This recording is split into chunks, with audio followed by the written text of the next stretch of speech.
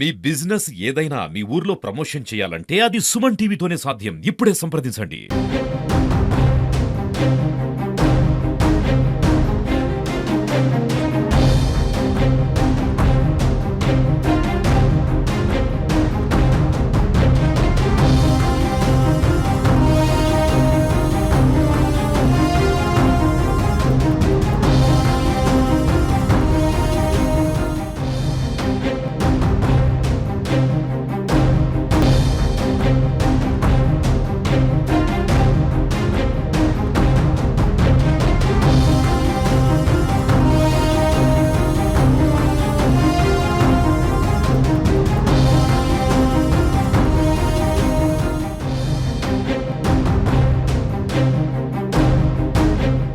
నమస్తే. Welcome to Suman TV Karimnagar. నేను మీ అనిల్. చొప్పదండి మండలానికి చెందినటువంటి యువతీ యువకులు ఇద్దరు కూడా కరీంనగర్లో నిన్న సూసైడ్ చేసుకున్న ఘటన చర్చాంశంగా మారింది.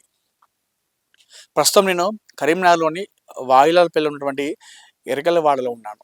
ఇదంతా కూడా అంటే వాయులాలపల్లి సమీపంలో ఉన్నటువంటి ఒక ఏరియా. అయితే నిన్న ప్రస్తుతం ఉన్నటువంటి ఈ ఇల్లు, అసలు మీ ఇల్లు మొత్తం ఫోకస్ చేసుకుంటే ఇదే ఇంట్లో నిన్న ఒక ప్రేమ జంట ఇద్దరు కూడా ఈ ఇంటి లోపల సూసైడ్ చేసుకోవడం జరిగింది. చొప్పదండి మండలం చిత్యాలపల్లికి చెందినటువంటి కొండపర్తి అరుణ్ కుమార్ 24 years, అదేవిధంగా అదే మండలానికి చెందినటువంటి భూపాలపట్నం గ్రామానికి చెందినటువంటి అలేఖ్య 21 years, ఇద్దరు కూడా స్నేహం ఏర్పడింది. ఆ స్నేహం కాస్త ఇద్దరి మధ్యలో ప్రేమగా మారింది. అయితే 2 సంవత్సరాలు కూడా వీరిద్దరు ప్రేమించుకుంటున్నారు. గత కొన్ని రోజులు కూడా అలేఖ్యకి కొన్ని పెళ్లి సంబంధాలు చూస్తున్నారు. ఈ నేపథ్యంలో ఒక పెళ్లి సంబంధం ఫిక్స్ అయిపోయిందంట. అయితే ఆ పెళ్లి ఫిక్స్ కావడంతో మనస్తాపంతో గురైనటువంటి అరుణ్ కుమార్, అదేవిధంగా అలేఖ్య ఇదే ఇంట్లో నిన్న సూసైడ్ చేసుకోవడం జరిగింది. అయితే అరుణ్ కుమార్ కరీంనగర్లోని ఒక ప్రైవేట్ హాస్పిటల్లో ల్యాబ్ టెక్నీషియన్గా చేస్తుంటాడు. వాయులాలపల్లి ఉన్నటువంటి ఈ ఇంట్లో రెండుకుంటూ ల్యాబ్ టెక్నీషియన్గా చేస్తూ ఉంటాడు. ముందే అనుకున్నట్టున్నారా, లేదంటే ఇంటికి వచ్చిన తర్వాత ఇక్కడ మాట్లాడుకున్న తర్వాత వాళ్ళు ఈ అఘాయిత్యం చేసుకున్నారా తెలియదు. కానీ నిన్న ఈ ఇంట్లో, ఇదే ఇంట్లో ఫ్యాన్కి ఉరేసుకొని కూడా ఇద్దరు విగత జీవిగా మారిన సందర్భం. అయితే ఈ కేసు దృష్ట్యా ఈ పోలీసులు ఈ ఇంటికి తాళం వేయడం జరిగింది. ఇన్వెస్టిగేషన్ జరుగుతుంది దీనిపైన. సో అందుకోసమే ఈ ఇంటికి తాళం వేయడం జరిగింది. అయితే మరి అలేఖ్యని అంటే ఇందులోనే రెండుకుంటున్నాడు. ఎవరైతే అరుణ్ కుమార్ అనే వ్యక్తి ల్యాబ్ టెక్నీషియన్ చేస్తూ ఈ ఇంట్లో రెండుకుంటున్నాడు. అయితే ఉన్న సందర్భంలో మరి ఈ విషయం ఆ పెళ్లి ఫిక్స్ కావడంతో ఇద్దరు కూడా మనస్తాపానికి గురవడం జరిగింది. అయితే మరి అలేఖ్యని మొన్న ఈవినింగ్ తీసుకొచ్చాడా, లేదంటే నిన్న తీసుకొచ్చాడా అనే విషయం మనకు తెలియదు, కానీ క్లారిటీ లేదు. కానీ నిన్న మాత్రం ఇంట్లోకి వచ్చి చూడగా, కిటికీ నుండి చూడగా ఇద్దరు కూడా విగత జీవిగా ఫ్యాన్కి ఉరేసుకొని కనిపించడం జరిగింది. అయితే అరుణ్ కుమార్ తమ్ముడు, అరుణ్ చనిపోయిన వ్యక్తి అరుణ్ తమ్ముడు అరుణ్కి కాల్ చేయడం జరిగిందట. కాల్ చేస్తే ఫోన్ ఎంత చేసినా రెస్పాండ్ కాలేదట. ఫోన్ లిఫ్ట్ చేయడంతో అనుమానం వచ్చినటువంటి అరుణ్ తమ్ముడు వాయులాలపల్లిలోని అరుణ్ కుమార్ ఉన్నటువంటి ఇంటికి రావడం జరిగింది. ఇంటికి వచ్చి ఎంతసేపు తలుపు కొట్టినా కూడా ఆ తలుపు ఓపెన్ చేయలేదు. తలుపు ఓపెన్ చేసేసరికి ఇంటి పక్కన ఇంకొక వాళ్ళ స్నేహితుడు ఉంటాడు. అయితే అతను అరుణ్ కుమార్ తమ్ముడు ఇద్దరు కలిసి కూడా కిటికీ నుండి చూడడం జరిగిందట. చూసేసరికి ఇద్దరు ఫ్యాన్కి వేలాడుతూ కనిపించారు. ఇద్దరు కూడా వెంటనే పోలీసులు సమాచారం అందించారు. పోలీసులు కూడా వారి కుటుంబ సభ్యులకు తెలియడం జరిగింది. అయితే ఇక్కడ కొంతమంది చెప్పిన సమాచారం ఏంటంటే, మొన్న నైట్ నుండి కూడా ఈరోజు మొన్న నైట్ నుండి నిన్న మార్నింగ్ వరకు కూడా ఇంట్లో హోమ్ థియేటర్ అనేది సౌండ్ చాలా గట్టిగా వినిపించిందంట. నైట్ మోగినటువంటి ఆ సౌండ్స్ అనేది నిన్న మార్నింగ్ వరకు కూడా హోమ్ థియేటర్లో ఆ సౌండ్ అనేది బయటికి కూడా వినిపించిందంట.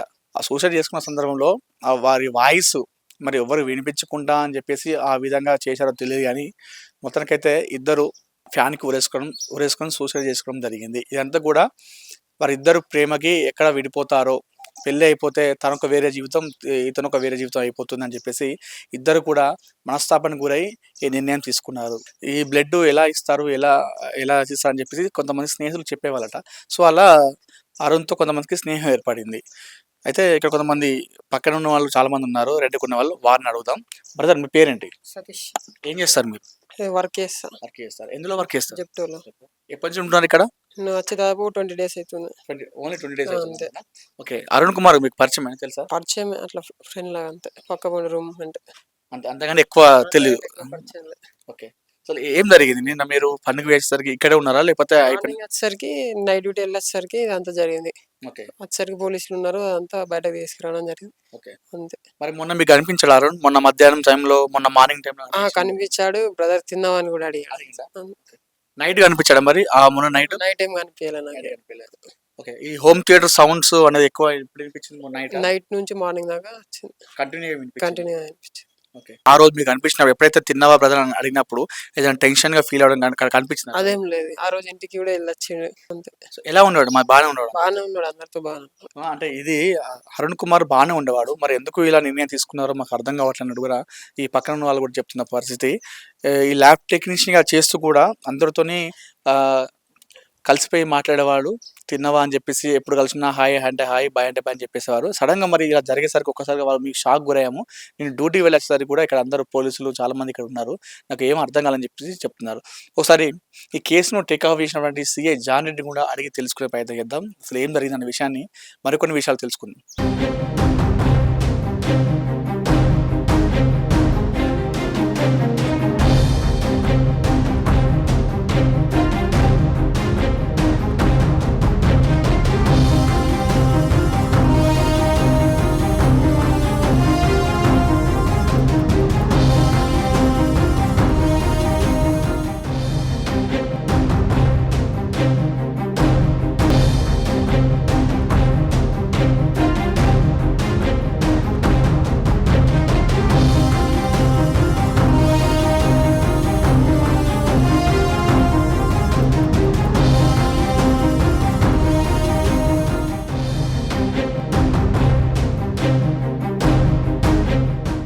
యువకుడు సూసైడ్ చేసుకున్న ఘటన కరీంనగర్లో కలకలం రేపింది.